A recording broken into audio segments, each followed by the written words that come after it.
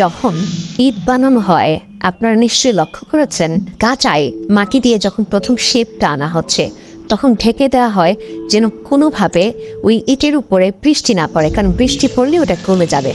But ইটটাকে যখন ভাটায় পোড়ানো হয়, পোড়ানোর পরে এটা এতটাই শক্তিশালী হয় যে এটা ভাঙতে হলে তখন কিন্তু হাতুড়ি পেটা করতে হয়। ঠিক তদ্রূপ আপনাকে যদি আপনি না পোড়ান তাহলে ইটের মতো এরকম শক্ত কখনো হবেন না। আপনি যদি না পুড়তে চান তাহলে ওভাবেই কাঁচা পড়ে থাকবেন, সামান্য বৃষ্টিতেই গলে যাবেন।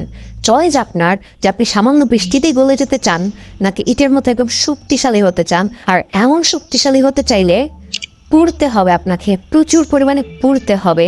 পোড়া বলতে আপনাকে কষ্ট করতে হবে, আপনাকে পরিশ্রম করতে হবে, আপনাকে বাধার মুখোমুখি হতে হবে এবং অবস্ট্যাকলগুলো ফেস করে করে নিজেকে যোগ্য বানাতে হবে। থ্যাংক ইউ সবাইকে।